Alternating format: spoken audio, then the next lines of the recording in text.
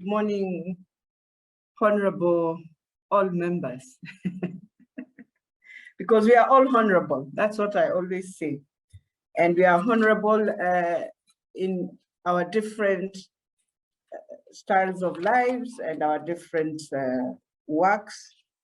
And honorable does not just mean a politician, but honorable means what you take as yourself, that this is what I believe in, and you become honorable in that. I think it is always a pleasure and a very humble one to always join our young leaders in just discussing what is happening within our country. But more importantly, I know I have a subject of etiquette of politics.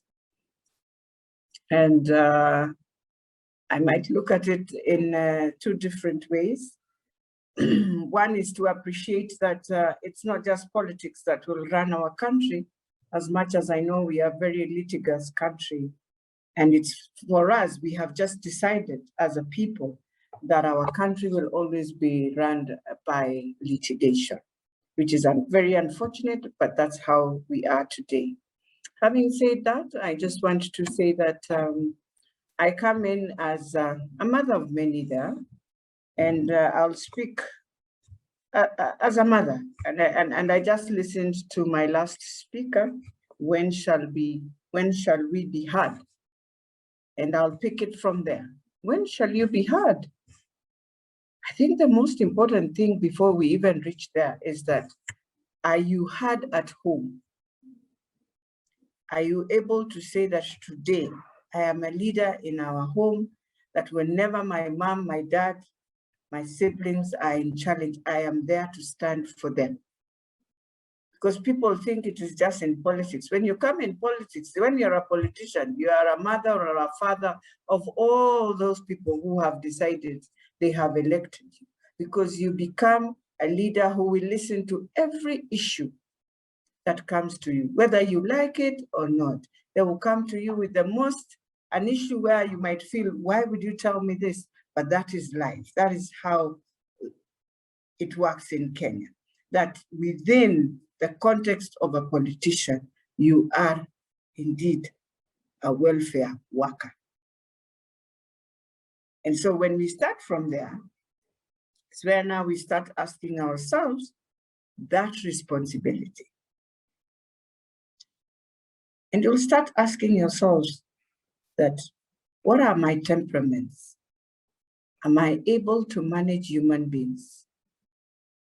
Am I able to understand? And human beings are there with different, we have sanguines, we have different temperaments that we have. Are you able to manage that as you lead, as you come into this power, as you come in to be heard? It is very critical. And therefore, I always say it starts at home. It starts with your character, with your values, your attributes, what you believe in. Do you believe in listening people? Do you believe in snapping people that I'm at this level and therefore I can't go down to that level? Because I know we have leaders in our country who believe even in offices, I cannot talk to job group A, B, C, D because I am the CEO, and therefore there are those who talk to those ones. But you have no idea what your watchman, your house guard, who are the most critical in your life in terms of making you do your work, your nanny and your watch. If you can't know what is through them, then when you're coming into that power, it means there are very many people you'll never understand, but you'll also never want to see. You'll have that attitude of, there are those who need to deal with those ones. So when we talk about when shall we be heard, we talk about a society. And I always say, in the beginning, I was also very naive. I didn't know when you enter into politics, you will find yourself, let's say, for example, you're young, you are not married. But then a grandma will come to you with an issue and you have to deal with it because you're the leader and she believes you are the everything, you're the savior at that time. So when we talk about etiquette of politics, there are quite a number of issues that we always want to look at. And that's why I always say, educate yourself before you even open your mouth. You get to understand the target group that you have, get to understand people. They're in different clusters and different styles of lives. And therefore, until you understand them, you might find yourself saying something that will really offend. I always say politeness is a very good reading. It helps you to have that niche of people appreciating and they feel comfortable to approach you. It's always very important to understand that. It is also very important to be very clear. You know, some of us have survived because we stand with what we believe in. It does not matter how this boat is sinking, but that's my stand. I can come in and decide, okay, this is my stand. But for the sake of the public interest, I will agree to have a win-win. I will put my positions aside, but in that time, I am not just putting my position aside, but I'm knowing very well the interest and that belief that I have is part of the interest of the good of many. And so knowing your stand and where you stand is always very critical if you want to be a good leader. I mean, in terms of etiquette, you cannot be here tomorrow. Again, you change your voice, you're talking of something else. And I know politicians, we are like that, but it's very unfortunate. So for me, I would want to see someone who says, I believe in this. It does not matter whether the train is going where, and that is what everyone, even if you remain alone, but you stood, you never know. One day they'll come to remember there was one who stood alone and believed in this, and it has now come to pass.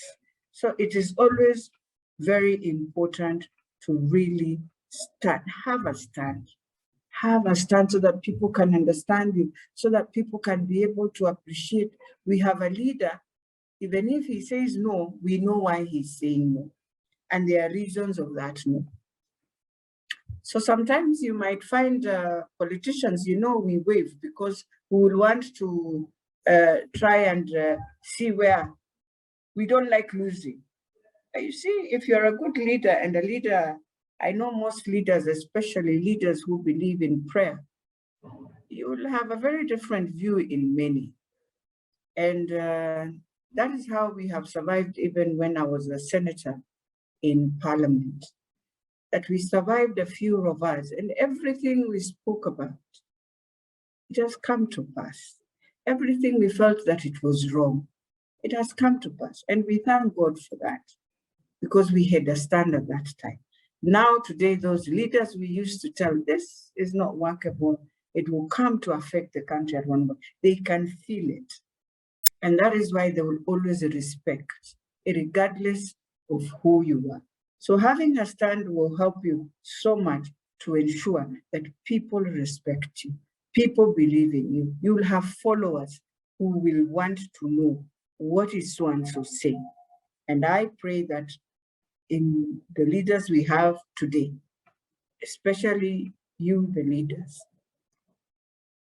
as we move forward and looking at this country, I know we need leaders who will come and just stand and say, this is right, this is wrong. This is going to help our country move forward. We might be so much, I know we call ourselves keyboard warriors, but sometimes it's good to stop the keyboard warring and enter the ground and just listen. Now listen to the physical, one-on-one, what people are saying, and you'll find yourself appreciating that as much as I was listening when I'm in Nairobi, but when I'm in Kilifi, in Bamba, there is a need of this. Why is it that it is happening this way? And so you'll find there's a difference when you get to the ground. So I will also appreciate when we are leaders who really do a visit for your country. Go around. I know there's COVID, and with this post-COVID, we have a lot that has come up. We have a lot that we need to ask ourselves, how are we going to deal with it? We have young people who are in despair. And as much as we say that, but they've also joined in very many interesting groups that they need help, a lot of help. And they've gone there because of the different challenges that they are facing. So that is one thing as leaders that we must and we have to try our best to understand our country, our cultures, and where we are coming from. And with the new constitution and the setup of counties, trust me, you and I know very well that things have really changed. It's very dynamic.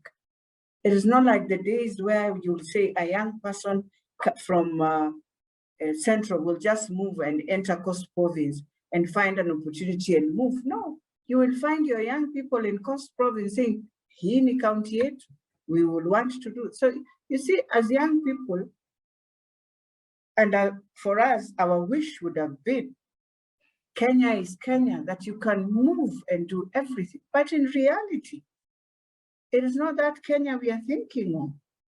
So even as we speak, the voices to be heard, I always say now, go back to your county and look at that voice and ask yourself a question.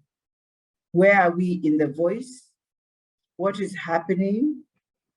How do we change for people to understand that young people believe, yes, counties came, they were decentralized to bring development to our people. But now when we get into the nitty-gritty of what is happening, there's a lot that young people will lose in, and we need, as leaders, we need to work around that. Even within our universities, within our institutions, we need to work around that. I always say that don't be the one who knows, you know it all. Eh? It's also an etiquette that we need to work around, where you believe you know it all, and without you, nothing can work. I always believe in teamwork. And teamwork will always propel you to achieve what you want.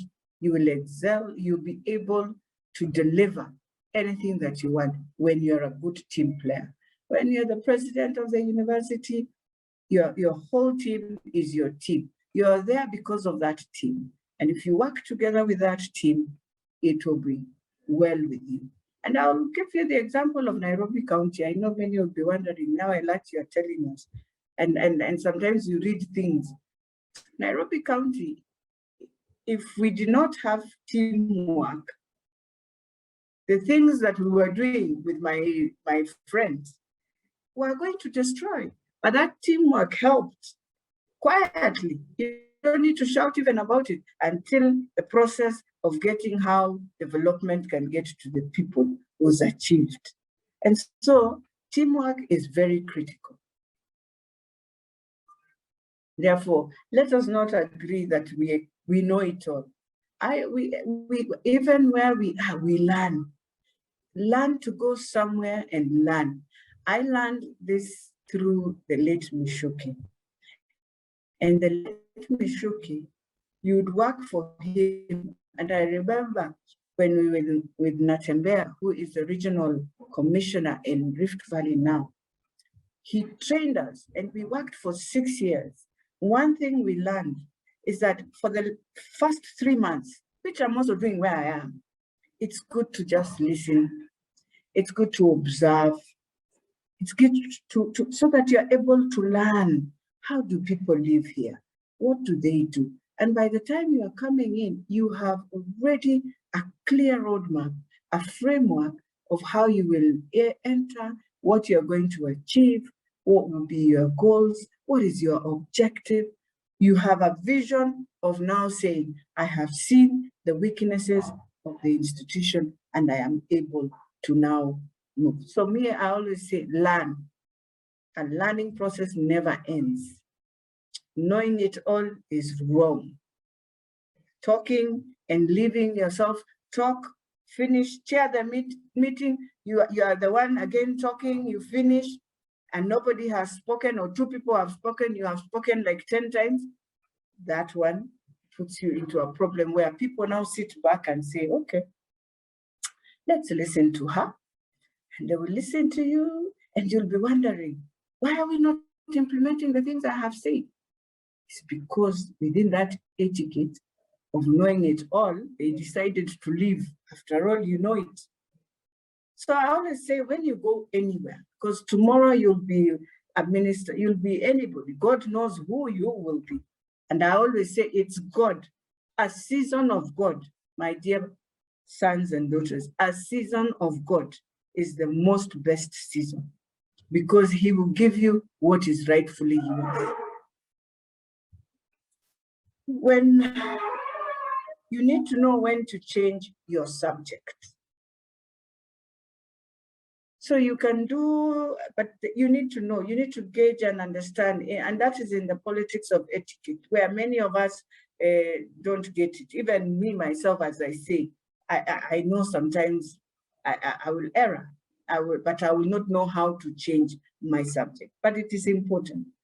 Change, know when to change, know when to, you realize this is not working, just know when to change it. Don't take it too long until it also derails you. It also puts you into a lot of challenges than you would wish. Keep your cool. Be calm. You know, there are some things that people will do, and I know there's a certain level in our country when we are in certain positions. Now we believe there's some things must be done. I always say no. The same way I'm here at that season, that time, I will work and live and remain that Beatrice Elachi. And therefore, the most important thing I should do is to appreciate the things we get are privileges. Privileges. Those privileges come and go. And how will you remain yourself after that?